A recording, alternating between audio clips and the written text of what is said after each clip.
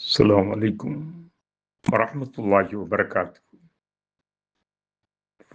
விண்ணும் மண்ணும் விரிகதிர் மதியும் கண்படும் அனைத்தும் கண்பட அனைத்தும் கவினுறப் பிழைத்தாழ்கின்ற வல்லவனா எல்லா வல்ல ஏக இறைவன் அல்லாவுக்கே புகழெல்லாம்.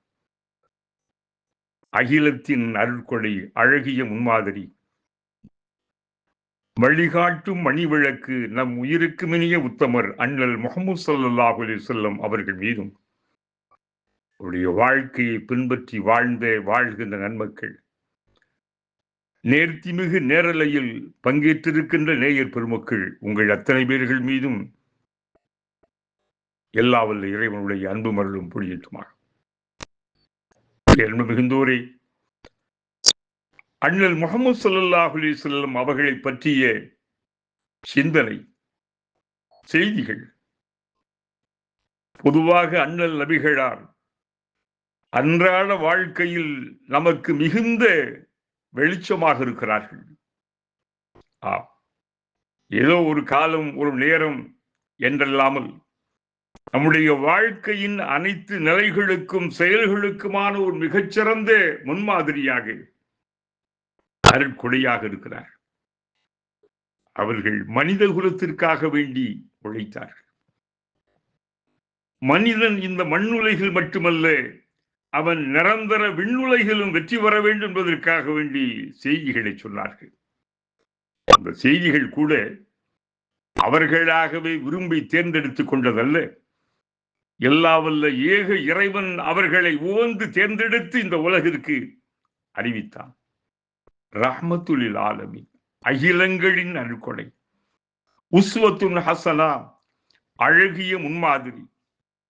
உண்மையில் அண்ணல் முஹம்மது ஸல்லல்லாஹு அலைஹி வஸல்லம் அவர்கள் மனித குலத்திற்கும் உலகத்தின் அத்தனை ஜீவன்களுக்குமான மிகச்சிறந்த வழிகாட்டியாக ஒளி வெள்ளமாக இருக்கிறார்கள். காரணம், அவர்கள் மனிதர்களை நேசித்தார்கள்.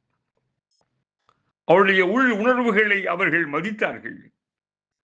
மனிதன் எந்தெந்த வகையிலே வாழ்ந்தால், அவன் வாழ்க்கை அமைந்தால் அவனுக்கு ஈருலகிலும் வெற்றி கிடைக்கும் என்பதை மிக அற்புதமாக அதற்கு அவருடைய கரங்களிலே கிடைத்துதான் அருள்மறை அல் குர்ஆன், இந்த உலகத்தின் இறுதி திருவேதம்.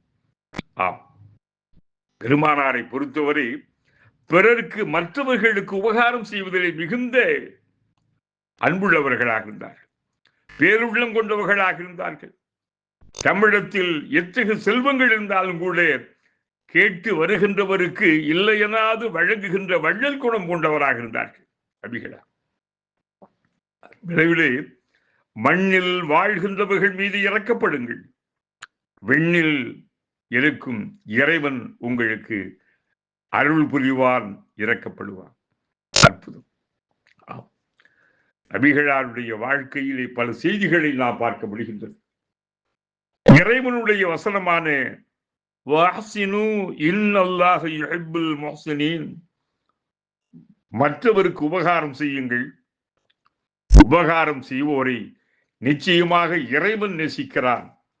இந்த வசனம் தனக்காக வாழ்வதோடு பிறருக்காகவும் வாழ்பவன் தான் மனிதன். எந்த வகையிலும் மனிதன் பச்சையான சுயநலக்காரனாக இருந்து விடக்கூடாது. எல்லா உயிர்களுக்கும் இருதயங்கள் இருந்தாலும் கூட மனிதனுக்குத்தான் இதயம் இருக்கிறது. அந்த இதயத்தை பயன்படுத்தி அன்பு, கருணை, ஈவு, இரக்கம் சுரக்க செய்ய வேண்டும். நபிகளா சொன்னார்கள், ஹைருன் நாஸ் மை யன்ஃபஉன் நாஸ், மனிதர்களில் சிறந்தவர்கள் யார் என்றால் எவர்கள் மற்றவர்களுக்கு பயன் தருகின்றார்களோ, மற்றவருக்கு உபகாரம் செய்கின்றார்களோ, உதவியாக இருக்கிறார்களோ, அவர்கள்தான் மனிதர்களில் மேம்பட்ட சிறந்த மனிதன். இறைமறை சொல்லும், சில இதயங்கள் கற்பாறைகளைப் போல இறுகி கிடக்கின்றன, ஏன் அவற்றிலும் கடினமாக கிடக்கின்றன. சிலது இறையம் பற்றி இறைமறை இழித்து பழித்துரைக்கின்றது. உன்னை போல் பிறரை நேசி என்பதற்கொப்ப நம்மை நேசிப்பது போல் மற்றவரையும் நேசிக்க வேண்டும்.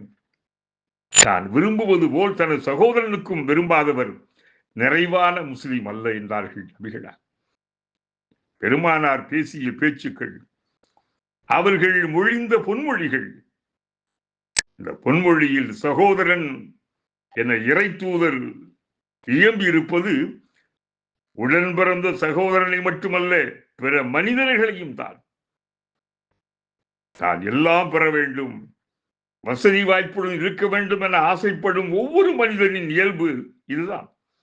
இவை எல்லாருக்கும் கிடைக்க வேண்டும் என எண்ணுவது உண்மையான இறை நம்பிக்கையாளர்களின் பண்பு என்றார்கள் பெருமாள்.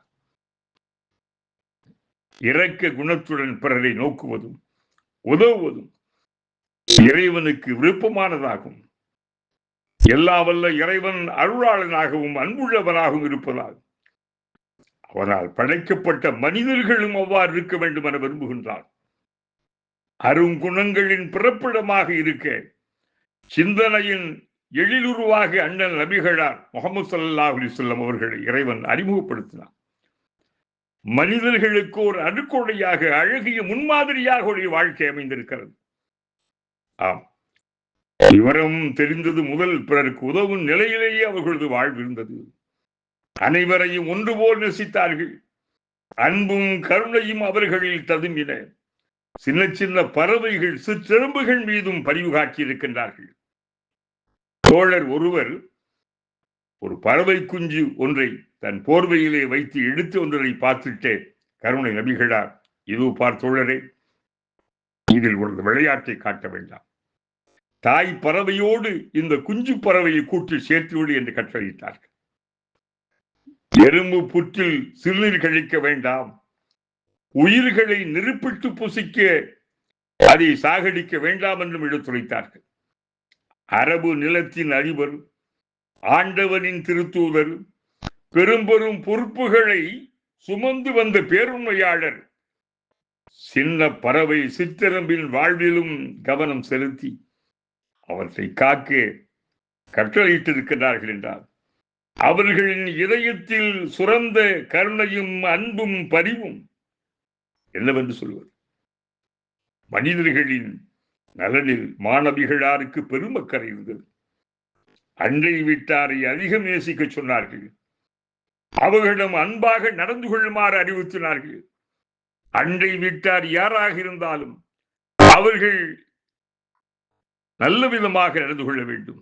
அபிகளாரின் கட்டளை. மதம், மொழி, இனம், நிறம் கடந்து அன்றை அயலாரை நேசிக்குமாறு சொன்னார்கள். நேசம் வெறும் புன்னகையால், விமர்சிப்பால், விசாரிப்பால் மட்டும் இருக்கக்கூடாது. அது உணர்வுபூர்வமாக இருக்க வேண்டும், உதவியாக இருக்க வேண்டும். உதவி கேட்டால் உதவுங்கள். மனிதன் எப்போதுமே பிறரை சார்ந்திருப்பவன். சில வேளைகளில் எவ்வளவு பெரிய மனிதருக்கும் ஏதாவது தேவை ஏற்பட்டுவிடும். அப்போது உதவுவது அவசியம் என்றார்கள் நபிகளார்.